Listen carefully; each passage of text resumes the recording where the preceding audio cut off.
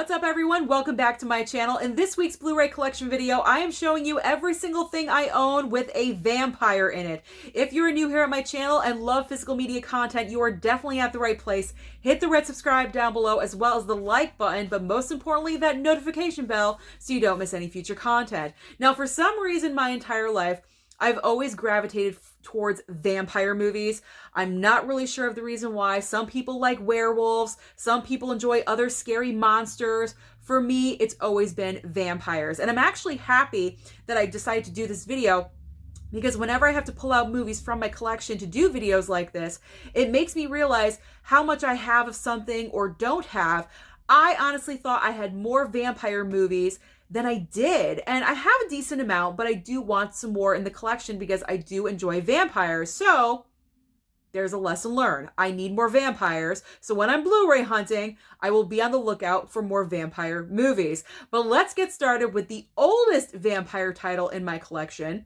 And that is the recent pickup of the Universal 4K classic monster movies with Dracula right here. I have never seen this one. I just bought this a few weeks ago. I'm looking forward to watching it because this is the basis of all horror movies that we go by.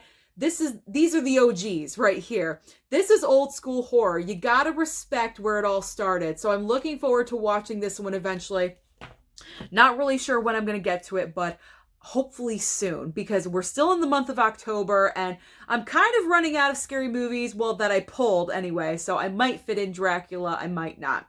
All right, next up is one of our favorite vampire movies, and that's Blade. How can you go wrong with Blade? First of all, it's a Marvel property, so there you go. That's a winner right there. Wesley Snipes is awesome as Blade. Stephen Dorff actually gives a great performance.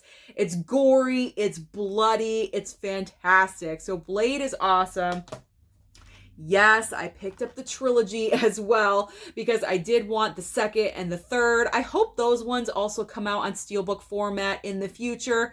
I'm hoping. Cross the fingers, not sure if it's going to happen. So I did pick up the trilogy. I have heard kind of good things about the second one and kind of negative things about the third one. I'll watch them for myself and I will judge for myself. Next up is a classic vampire movie that everyone should have. Buffy the Vampire Slayer. This is the original Buffy. A lot of people think that the TV show came out first. It did not. This is where it all started. Kristy Swanson as our Buffy. This is my first original Buffy, although I do prefer SMG, Sarah Michelle Gellar. Yes, I initialize. I prefer SMG over Kristy as Buffy because I feel like she embodies her more as a character, but you gotta respect the OG. Kristy Swanson, I salute you. Okay, moving on to Interview with the Vampire. Or a vampire. Tom Cruise, Brad Pitt, a young Kirsten Dunst. How could we all forget? She was the teeny tiny little vampire. I have not watched this one in a really long time, so it is in my watch for this month, so maybe tonight. You never know when I will watch this. Maybe tonight after the Steelbook battle with Durant Cinema. Who knows? Moving on to another Dracula, Bram Stoker's Dracula. This is also in my pile. I believe it's in my pile to watch this month. I have not watched this in a super long time, so it's back in the never seen it pile. I can't even really comment on it because it's been so long since I've seen it. But it does have Winona Ryder and Keanu Reeves is in here. So you really can't go wrong. Gary Oldman as well. All great actors. Then we have the other end of the spectrum where vampires can be funny, and that's Dark Shadows with Johnny Depp. I actually recently watched this about a couple of months ago. I enjoyed it more than I thought I was going to. I picked this up randomly at an FYE. It was about $5. I was like, you know what? I'll pick it up for $5. And I enjoyed it. There were a little moments here and there where it was like, what are you doing? That's weird. That's too quirky and out there. I felt like the ending was kind of rushed and everything was kind of thrown at us. But other than that, it was a good time. For $5, it's a decent watch. I threw in Hellfest. I know this is not strictly about vampires, but vampires are in here, so that's why I put it in here. They're like in there roaming around. And then the other side of the coin with that, if I could find it, maybe I can't. Well, I don't want to waste any time. I think it's at the bottom of the pile. All right, next up is the Night Stalker movies. Now, okay, I'm not sure if the Night Strangler is about vampires because I haven't watched this one yet. But the Night Stalker is definitely about vampires. There is a vampire in here. This one was just okay. I was kind of bored with it. And that's bad because it's only 74 minutes. So if you're not grabbing my attention in a vampire movie for 74 minutes, that's kind of really saying a lot. And this one, from the back description, it kind of seems like there's vampires in here. Is the whole series about vampires? I honestly have no idea. I'm kind of ignorant when it comes to this series or, you know, franchise of movies, whatever you want to call it. But possibly there's vampires in here, so I pulled it out.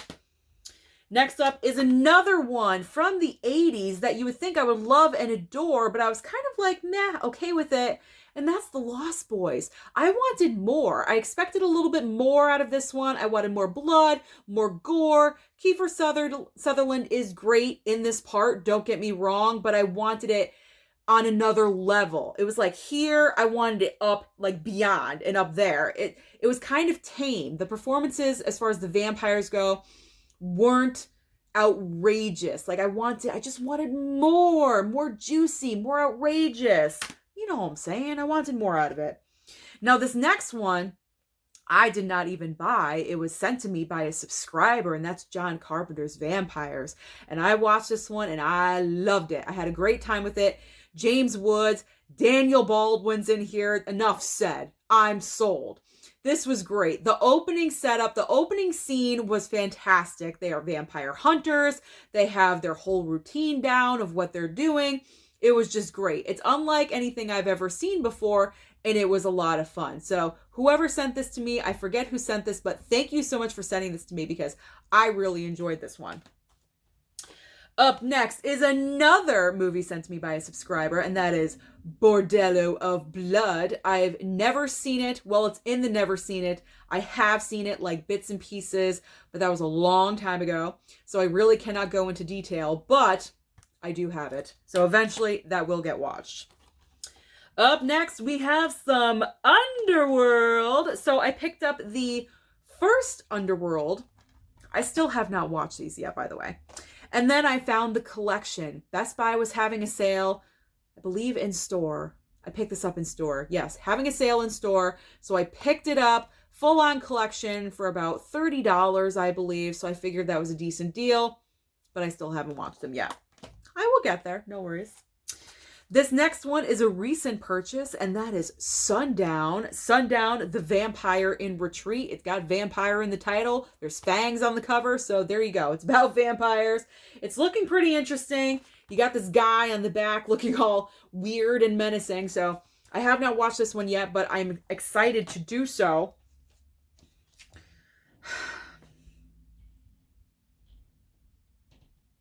They are, so it has to go in.